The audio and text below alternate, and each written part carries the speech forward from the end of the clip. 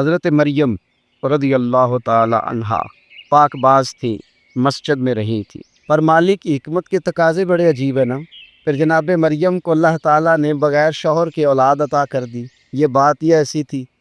کسی نے کہا تھا کہ مخلوق تو فنکار ہے اس درجہ کے پل بھر میں سنگے در کعبہ سے بھی اصنام تراشے، تم کون ہو کیا چیز ہے داغ کبابی، لوگوں نے تو مریم پہ بھی الزام تراشے۔ تو لوگوں نے کہا کدھر سے لے آئی بچہ، تیرا باپ تو ایسا نہیں تھا، کہاں سے لے آئی؟ اللہ کرے میں آپ کو سمجھا سکوں، ذرا اپنے آپ کو وہاں کھڑا کریں کہ ایک پاک باز عورت، پاک باپ کی بیٹی، طیب ماں کی بیٹی اور اللہ کے گھر میں پرورش پانے والی خاتون، ایک وہ وقت اور ایک یہ وقت کہ اس عورت کو کٹہرے میں کھڑا کر کے پوچھا جا رہا ہے کہ معاذ اللہ تیری گود میں بچہ جائز نہیں ہے، کہاں سے لائی ہے؟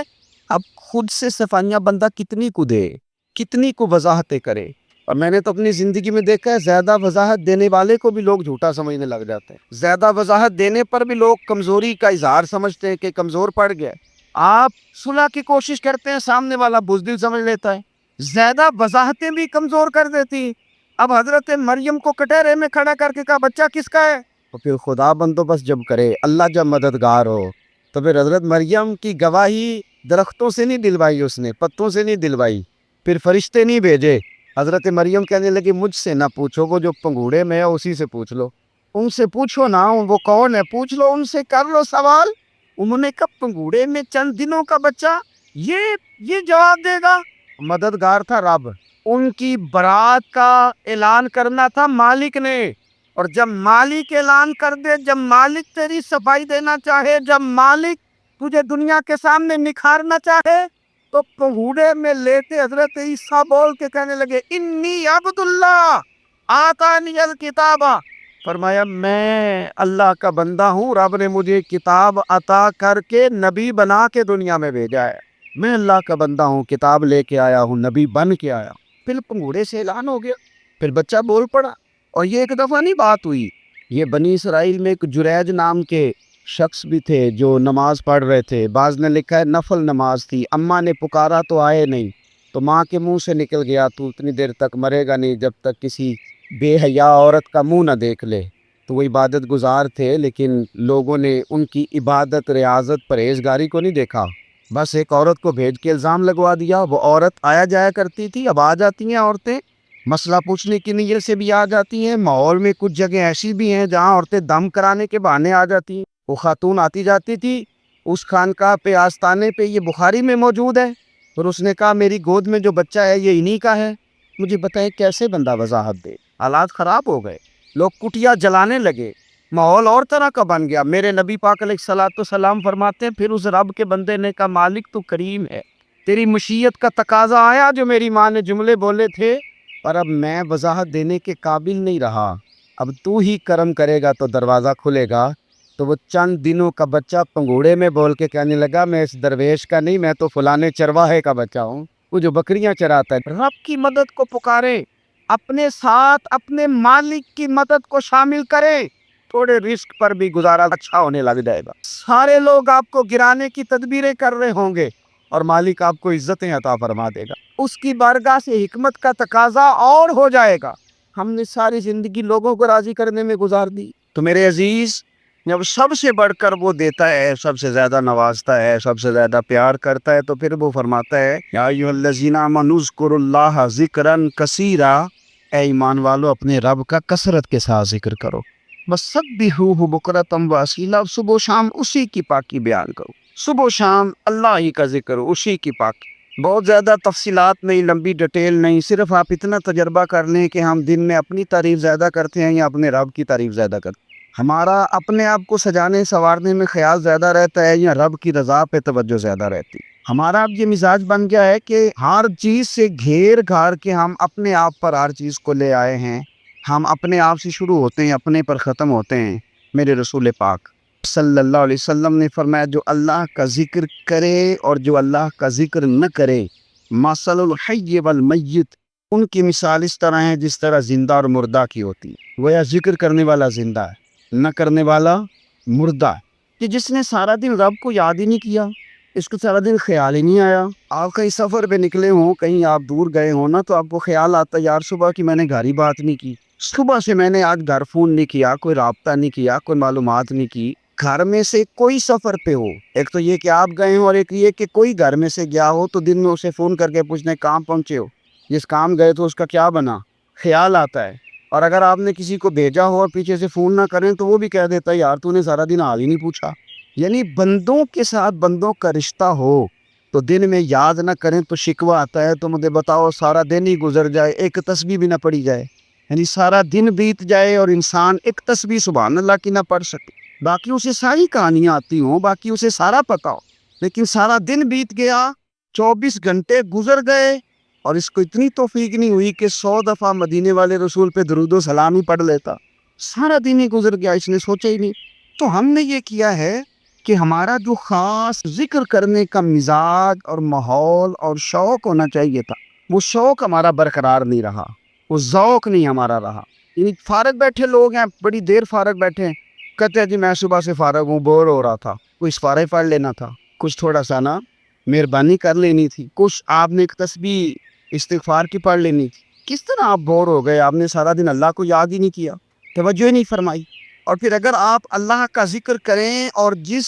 صفاتی نام کے ساتھ آپ اپنے رب کو یاد کر رہے ہیں اس کا معنی سمجھ کے کریں، یا رحمانو یا اللہ، یا رحمان یا رحمان یا رحمان، جب آپ کہیں گے تو پھر عرش کا مالک بڑی رحمت نازل فرمائے۔ جب آپ کہیں گے یا کریم یا کریم یا کریم تو پھر وہ کرم کے دروازے کھول دیتا ہے۔ آپ کا ایک خاص رنگ ہو۔ میرے نبی پاک صلی اللہ تعالی علیہ وسلم نے ارشاد فرمایا کہ تم نہ دنیا میں رہ کے مجھ پہ درود و سلام پڑھو، فرمایا قیامت میں جب تمہارا دشوار گزار گھاٹیوں سے گزر ہوگا نا، یہاں تم بیٹھو گے سکھ کے ساتھ درود پڑھو گے، لیکن فرمایا قیامت والے دن جب تمہیں دشوار گزار اور سخت راستوں سے گزرنا پڑے گا نا، تو دنیا میں سکھ کے ساتھ پڑھا ہوا درود و سلام وہاں تمہارے لیے نور بن جائے گا، اور تمہیں رستہ دکھائے گا تمہارا درود و سلام، تمہیں ذوق دلائے گا۔ اور میں نے ایسے لوگ بھی دیکھے دین کے لیے وقت گزارا، لیکن جب بڑھاپے میں دانت کام نہ کرتے تھے تو وقت کے مفتیوں کو بھی مسجدوں کی کمیٹیوں نے کہہ دیا اب آپ کی سمجھ نہیں آتی، ہم نے خطیب کو یور رکھنا ہے، نہ دیکھو دنیا کی طرف دنیا رلا دیتی، نہ راضی کرو بندوں کو بندے تھکا دیتے، نہ پیچھے بھاگو ہر وقت دنیا داروں کے، یہ انسان کو کمزور کر دیتے ہیں، وہ تو کریم ہی بڑا ہے، 2 آنسو زمین پر بعد میں گرتے ہیں، بندے کے گناہ سارے پہلے معاف فرما دیتا ہے۔ اللہ کی مدد کا حصول، اپنے مالک کی مدد کی طرف بڑھنا، آپ کو بدر کی جنگ بھی یہی درس دے گی، آپ کو احد کا میدان بھی یہی سبق دے گا، فتح مکہ بھی یہی سبق دے گا۔ دوستو جب رب مدد فرمائے، جب اللہ مددگار بنے، دوستوں سے ایک بات اکثر کرتا ہوں، میں کہتا ہوں کہ جتنے درد سے آپ امیر کو اپنی کہانی سناتے ہیں نا، اور جس طرح آپ کے آنسو بات کرنے سے پہلے گر جاتے ہیں کہ غریب ہیں، بچیاں ہیں، کاروبار نہیں، او میرے سنگیو، اس سے آدھے آنسو اپنے رب کی بارگاہ میں بکھیرو، اس کے حضور عرض گزار ہو جاؤ، اس سے طلب کرو۔ ایک وقت انسان پر زندگی میں ایسا آتا ہے کہ اسے یوں محسوس ہوتا ہے کہ میرا سایہ بھی طرح سے پیچھے ہٹ گیا ہے، اسے یوں لگتا ہے کہ میں کسی سہارے پہ ہاتھ ڈالتا ہوں تو وہ بھاگ جاتا ہے مجھ سے، لیکن مالک کی بارگاہ ایسی عظیم بارگاہ ہے، رب رسول کے آستانے اتنے بڑے ہیں کہ آپ جب وہاں کشکول طلب دراز کرتے ہیں تو جھولی پھیلانے میں دیر لگتی ہے، ان کو بھرنے میں تو کوئی دیر نہیں لگتی۔ ہم نے اپنا سوچ کا قبلہ ہی دنیا کو بنا لیا۔ یہ جو اللہ والوں کی مدد ہے یہ تو اللہ ہی کی مدد ہے، لیکن یہ جو شیٹھوں کی طرف توجہ کرنا، نوابوں کی طرف توجہ کرنا، دنیا داروں کی طرف توجہ کرنا اور اپنا مزاج اس طرح کا بنا لینا، یارو گردن کو جھکا دیتا ہے خیرات کا پتھر، جہاں میں مانگنے والوں کے سر کبھی اونچے نہیں ہوتے۔ اور اقبال کہتے ہیں غیرت ہے بڑی چیز جہان تگ و دو میں، پہناتی ہے یہ فقر کو تاج سردارا۔ میں عرض کروں گا کہ اپنی آپ جب توجہ کا قبلہ اللہ رسول کو بنائیں گے تو رب فرماتے ہیں وَيَرْزُقْهُ مِنْ حَيْثُ لَا يَحْتَسِبُ، میں نہ تجھے وہاں سے رزق دوں گا جہاں سے کبھی تیرا گمان بھی نہیں گیا ہوگا کہ یہاں سے بھی مل سکتا ہے، تو نے سوچا بھی نہیں ہوگا۔ بخاری شریف میں حدیث ہے، حضرت جابر ابن عبداللہ فرماتے ہیں نبی پاک صلی اللہ علیہ وسلم نے 300 لوگوں کا ایک لشکر روانہ کیا کسی مہم کے لیے، کسی جہاد کے لیے۔ حضرت ابو عبیدہ بن جراح رضی اللہ تعالیٰ عنہ امیر لشکر تھے، فرماتے غربت اتنی زیادہ تھی، بھوک اتنی زیادہ تھی کہ ایک ایک کھجور دن میں ایک وقت کھانے کو ملتی تھی، اور کچھ دن ایسے آئے کہ اب کھجور بھی نہیں مل رہی۔ فرماتے اتنی زیادہ بھوک لگی مجاہدین کو، 300 بندہ پتے کھا کے گزارا ہونے لگے۔ یہ بخاری میں موجود ہے۔ آپ فرماتے کہ دریا کے کنارے ہمارا پڑاؤ تھا، ٹھہراؤ تھا۔ جب بھوک سے نڈھال ہو گئے نا، وَيَرْزُقْهُ مِنْ حَيْثُ لَا يَحْتَسِبُ، اللہ وہاں سے روزی دیتا ہے، گمان بھی نہیں ہوتا۔ فرماتے ایک مچھلی اللہ تعالیٰ نے دریا کے کنارے بھیجی، فرماتے ہیں وہ تھی تو مچھلی پر پہاڑ جتنی تھی۔ بخاری میں لفظ ہیں، حضرت جابر ابن عبداللہ رضی اللہ تعالیٰ عنہ فرماتے ہیں 300 آدمی 18 دن تک اس مچھلی کو کھاتے رہے، مچھلی ختم ہی نہیں ہوئی۔ مچھلیاں نہیں، مچھلی، کہتے ہیں 18 دن 300 بندہ کھاتا رہا، مچھلی ختم ہی نہیں ہوئی۔ اور فرماتے ہیں کہ اس کی ہڈی نکال کے، کانٹا کہیں گے آپ اپنی زبان میں، کہتے ہیں وہ نکال کے نا تو اس کو کھڑا کیا نا جب، تو اونٹ کجاوے سمیت اس کے بیچ سے گزر جاتا تھا، 2 اس کے کانٹے جوڑے۔ فرماتے ہیں وہ اس کا گوشت ہم کھاتے تھے اور اس کی چربی بطور تیل کے ہم جسموں پہ ملتے تھے، بیماروں کو اس سے سکون آتا تھا، تندرستی شفا ہوتی۔ فرماتے ہیں ہم کھایا بھی ہم نے، اور کچھ لے کے ہم مدینے بھی گئے، اور قربان جائیں نبی پاک نے بھی اس میں سے کھایا۔ ہم نے عرض کی حضور یہ معمہ کیا ہے، یہ ماجرا کیا ہے؟ تو محبوب نے فرمایا تمہارے پاس غذا نہیں تھی، رب نے تمہارے لیے بندوبست کیا ہے، اللہ نے تمہیں دیا ہے۔ مکان شروع کر لیا، ایک صاحب نے وہ مکان بنانے لگے، آپ وہ حساب لگا رہے ہیں، کہتے ہیں میرے پاس اتنے پیسے ہیں، اتنے میں نے فلانے دوست سے کہنے اس نے دے دینے، اتنے فلانے رشتہ دار سے کہنے اس نے دے دینے، اتنے فلانے سے کہنے اس نے دے دینے۔ یہ ساری کاپی بنا کے مکان شروع کر لیا۔ جو روز کہتا تھا نا کوئی حکم ہو جاتے دسی، سب سے پہلے اس کو کہا میاں پیسے چاہیے دن، وہ کہندا ہو کل ہی منڈا ٹوریا ہے، کہدے تو پرسوں 10 داتے لب جانے سن۔ میں آپ کو اپنے تجربے کی بات بتا رہا ہوں۔ جن لوگوں کا خیال ہوتا ہے نا کہ آپ سٹارٹ کریں فلانا کام، آپ کے ساتھ ہیں، اللہ کا ہی کوئی نظام ہے، وہ بالکل بھی نہیں ساتھ ہوتے۔ لیکن ایسا نہیں ہے کہ کوئی ساتھ نہیں ہوتا، اللہ تعالیٰ بڑے اسباب پیدا کرتا ہے، وہاں سے دیتا ہے جہاں سے گمان بھی۔ ہمارا یہ ذہن بن جاتا ہے ہم ساری اپنے حساب سے چلتے، اتنے رشتہ داروں سے، اتنے کون آپ کے ساتھ چلے گا، سوال ہی نہیں پیدا ہوتا۔ یہ سارے کام چھوڑ کے سب سے پہلے 2 رکعتیں پڑھو، اپنے رب کی بارگاہ میں، رسول کائنات کی بارگاہ میں گزارشات اور استغاثے پیش کرو، وہاں سے خیر طلب کرو۔ دنیا دار کیا دیں گے، کیا دے سکتے ہیں، کیا حیثیت ہوتی ہے کسی، اللہ کہتا ہے وہاں سے دوں گا۔ تو جو اللہ مال دے وہ لینا چاہیے کہ رشتہ داروں کا مال دیکھنا چاہیے؟ جو اللہ دے وہ لینا چاہیے کہ سیٹھوں نوابوں کی جیبیں دیکھنی چاہیے؟ جو اللہ دے وہ قبول کرنا چاہیے یا دیکھنا چاہیے کون سا آدمی کہاں پہنچ گیا؟ چھوڑو، اپنی مٹی پہ چلنے کا سلیقہ سیکھو۔ کسی کے سنگ مرمر پہ چلو گے تو پھسل جاؤ گے، پھسل جا۔ اس پر ایک اور بات عرض کر دوں، صحیح بخاری سے، مسلم سے ایک اور بات، کچھ چیزیں ایسی ہیں جن سے اللہ کی مدد آتی ہے، مدد ملتی ہے۔ ایک چیز ان میں سے ایسی ہے جس سے بہت مدد نازل ہوتی، وہ ہے کہ جب رب آپ کو دے نا تو پھر آپ بھی اس کے رستے میں دے، پھر مدد آتی ہے، پھر اور آتا ہے۔ بخاری مسلم میں حدیث ہے، یہ زیادہ ہی توجہ طلب عمر ہے، اس پر آپ غور کریں گے۔ حضرت ابو ہریرہ فرماتے ہیں کہ نبی پاک علیہ السلام نے فرمایا ایک شخص نے بادلوں کے اندر سے آواز سنی کہ فلاں آدمی کا کھیت اور باغ خشک ہو گیا ہے، وہاں برسو اور اس کے کھیت کو سیراب کرو۔ وہ بڑا حیران ہوا کہ بادل سے آواز آ رہی، پھر اس نے دیکھا کہ ایک پہاڑی پر بارش ہوئی، وہ بادل وہاں برسا، پھر نالیوں سے ہوتا ہوا پانی ایک طرف چلا، تو جس نے آواز سنی تھی، حضور بیان کر رہے ہیں، وہ بھی پیچھے پیچھے چلا کہ پانی کدھر جا رہا ہے۔ اس نے جا کے دیکھا کہ ایک مقام پہ ایک باغ کو وہ پانی لگ رہا ہے اور ایک آدمی وہ پانی لگا رہا ہے۔ اس نے اس سے پوچھا تیرا نام کیا ہے؟ اس نے کہا کیوں؟ کہنے لگا بتا نا۔ اس نے نام بتایا تو کہنے لگا یہی تو وہ نام ہے جو میں نے بادلوں کے اندر سے سنا ہے کہ فلاں کے کھیت کو پانی دے دو۔ اس نے کہا یار تو کیا عمل کرتا ہے کہ اسپیشل تیرے لیے بارش برسے؟ یہ بخاری پڑھ رہا ہوں، سیاستہ سے حدیث عرض کر رہا ہوں۔ اس سے پوچھا تو کیا کام کرتا ہے کہ جناب اللہ تبارک و تعالیٰ کا حکم کرم آیا کہ خاص تیرے لیے پانی برسے اور تیرے کھیت کو سیراب کرے؟ تو اس نے کہا چھوٹا ذمہ دار ہوں، اور جب فصل اگتی ہے تو 3 حصے کرتا ہوں، ایک حصہ اپنے بال بچوں پہ، بہن بھائیوں پہ خرچ کرتا ہوں، ایک حصہ پورا، اور ایک حصہ دوبارہ کاشتکاری پہ لگاتا ہوں، اور تیسرا حصہ خالص میں نے مسکینوں، یتیموں اور غریبوں کے لیے رکھا ہوا۔ وہ جو تیسرا حصہ، اللہ کرے آپ سمجھے، وہ رب کے بندوں پہ تیسرا حصہ خرچ کرتا ہے نا، تو کریم مالک نے فرمایا جہاں سے غریب کا حصہ جاتا ہے وہ کھیت خشک نہیں رہنا چاہیے، وہ جہاں سے مسکین روٹی کھاتے ہیں وہ خشک نہ رہے، جہاں سے یتیموں کو کچھ آتا ہے کہیں اس کی فصل رہ نہ جائے۔ میں اور آپ بھی اگر اپنے مال میں مسکینوں، یتیموں، غریبوں کے حصے رکھ لیں گے تو فصلیں خشک نہیں رہیں گی، ان کے اندر تازگی آئے گی، نور آئے گا، کرم آئے، خاص کر خدا کی رحمت برسے گی، مدد اللہ سے چاہیں، اپنی توجہات کا مرکز رب رسول کی ذات کو بنائے، پھر آپ محسوس کریں گے کہ بڑی جلدی اللہ تعالیٰ کی مدد آنے لگی ہے۔ کبھی آپ صرف کہہ دیں نا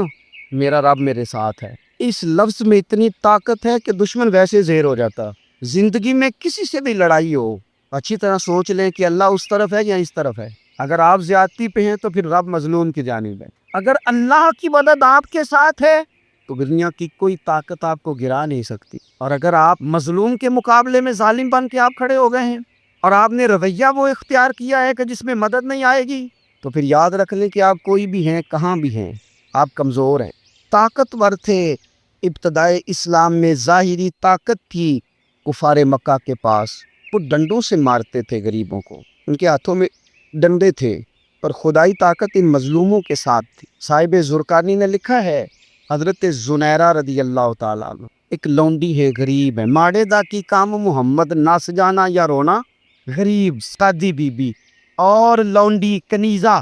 ایک مشرک کی کنیزہ تھی، انہوں نے کلمہ پڑھ لیا، وہ ڈنڈوں سے مارتا، دروں سے مارتا، تکلیف دیتا۔ حضرت زنیرہ رضی اللہ تعالیٰ عنہ کو اتنا مارا، اتنا مارا۔ اب آپ ایک اور پہلو پر بھی غور کریں، مار بھی پڑ رہی ہے پر خدا ادھر ہی ہے، اللہ کی مدد ادھر ہی ہے۔ رب کہتا ہے کہ پہلے تو صبر کرنا، ان اللہ مع الصابرین، تو صبر کرے گا تو پھر رب کی معیت ملے گی، ذرا ٹھہرنا، تو تھوڑا ڈٹنا، ان الذین قالوا ربنا اللہ ثم استقاموا تتنزل علیہم الملائکہ، تو کہے اللہ میرا رب ہے، پھر تو پہلے ڈٹ، پہلے تو نے ڈٹنا ہے، ثم استقاموا، جو ڈٹ گیا، تتنزل علیہم الملائکہ، ڈٹنے والے کے لیے مدد آتی، پہلے تھوڑا ٹھہرنا پڑتا ہے، پہلے تھوڑا صبر کرنا پڑتا ہے، حوصلہ کرنا پڑتا، اس کے بعد مدد آتی۔ مار پڑ رہی ہے، مارا جا رہا ہے، حضرت زنیرہ کو ان کا مالک جو ہے ظاہری آقا وہ مار رہا ہے، یہ کنیزہ ہے، ماں اتنا مارا، اتنا مارا، ان کی بینائی چلی گئی، نظر آنا بند ہو گیا۔ ابو جہل آیا اور کہنے لگا زنیرہ دیکھا نا ہمارے بت تیری آنکھیں لے گئے، معاذ اللہ، لات و منات ہمارے بتوں نے تجھے اندھا کر دیا۔ اب ایسا نہیں ہے کہ بی بی روتی جا رہی ہے، روتی جا رہی ہے، مایوسی مایوسی، معاذ اللہ، پریشانی، غریبی بڑی ہے، پوچھنے والا کوئی نہیں، یہ باتیں نہیں، کیا جملے ہیں خاتون کے، کیا لفظ ہیں۔ ابو جال نے تنزیہ کہا، معاذ اللہ، کہنے لگا دیکھا نا ہمارے بتوں نے تجھے اندھا کر دیا۔ تو جناب زنیرہ آنکھوں کی بینائی گئی ہے، رات کو گئی ہے، دکھ ابھی تازہ ہے، لیکن اللہ پہ جو توکل ہے،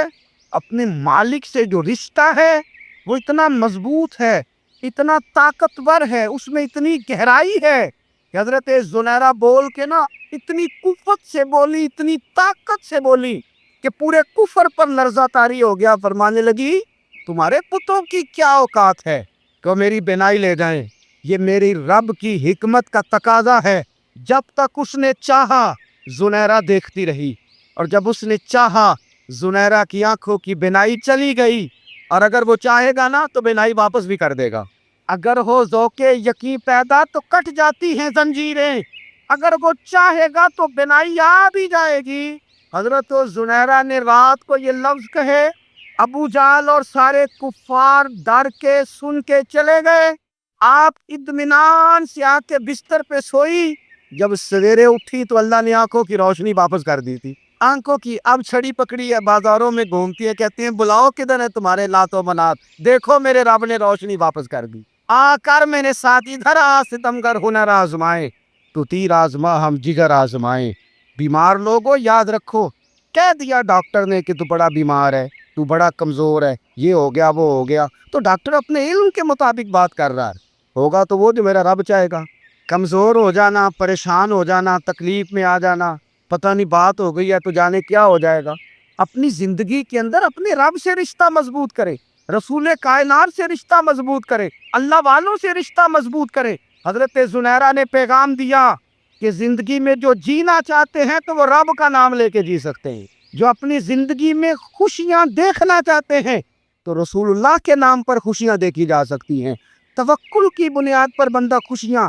لے سکتا ہے، اور اگر انسان میں توکل نہیں ہے تو پھر وہ اس کالے جادو سے بھی ڈر رہا ہے، وہ نیلے سے بھی ڈر رہا ہے، وہ پیلے سے بھی ڈر رہا ہے، وہ فلانے سے بھی ڈر رہا ہے، وہ میرے خلاف فلانا رشتہ دار سازش کر رہا ہے تو ڈر رہا ہے، فلانا میرے بارے میں یہ کر رہا ہے تو ڈر رہا ہے، وہ پتہ نہیں دنیا ادھر ہو جائے گی تو کیا ہو جائے گا، اٹھ باندھ کمر کیوں ڈرتا ہے، پھر دیکھ خدا کیا کرتا ہے۔ تو اس ساری گفتگو کا نچوڑ آپ کو یہ عرض کیا ہے، سب سے پہلے تو یہ کہ میدانوں میں مدد بھی اللہ کی، رزق میں مدد بھی اللہ کی، فصلیں خشک ہوں تو مدد پھر بھی اللہ کرے، تو پھر ساری مدد، اور اگر انسان بیمار ہو تو پھر بھی مدد اللہ کی۔ تو اپنے اللہ کی جانب توجہ کو بڑھائیں، آپ اللہ سے مدد کے سوالی بنیں۔ ترمذی کی ایک حدیث ہے، میں آپ کو زندگی کا تجربہ بتاتا ہوں کہ جب میں بڑا پریشان ہوتا ہوں تو یہ والی روایت کھول لیتا ہوں، مزہ دیتی ہے۔ میرے نبی پاک علیہ السلام نے فرمایا، اپنے دکھ سیٹھوں نوابوں کو نہ کہنا، مالداروں کو نہ کہنا، ورنہ اللہ تمہیں کبھی غنی نہیں کرے گا۔ فرمایا اپنے دکھ اپنے رب کی بارگاہ میں عرض کرنا، جلدی کرے یا دیر سے کرے اللہ تمہیں لوگوں سے بے نیاز کر دے گا، اللہ تمہیں غنی کر دے گا۔ رات کو بیٹھو نا اس کی بارگاہ میں، اسے دکھڑے سناؤ، چھوٹی چھوٹی باتیں، حضور نے فرمایا نمک بھی مانگو تو رب سے مانگو، چھوٹی چھوٹی بات سے شروع کرو نا۔ جب بندہ شروع کرتا ہے نا چھوٹی چھوٹی چیزیں